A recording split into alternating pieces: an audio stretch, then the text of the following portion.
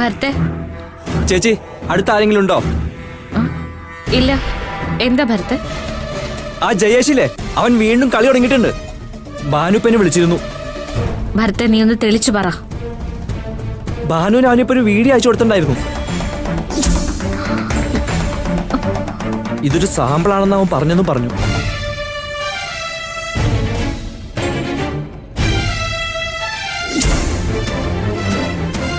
ഞാൻ പറഞ്ഞില്ല ഭരത്തെ, അവൻ ചതിയനാ.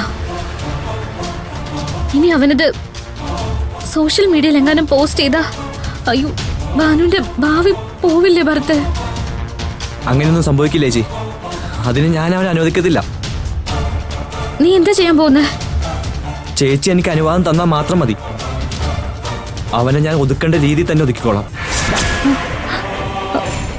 നേരിട്ടാണെങ്കിൽ നേരിട്ട്, അല്ലാതാണെങ്കിൽ അങ്ങനെ. ചേച്ചി പറ, ഞാൻ എന്താ വേണ്ടെന്ന്. ഓക്കെ ഭരത്തെ, നിനക്ക് ഞാൻ വിട്ടു തന്നിരിക്ക.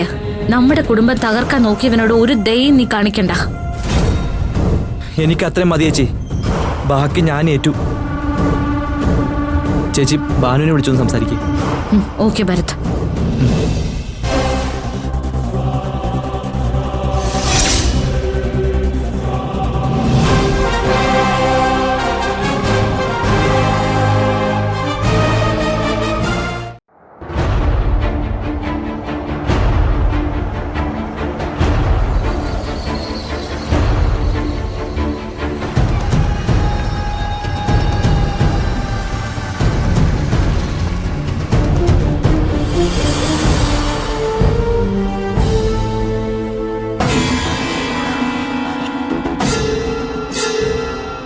എന്താ സാർ?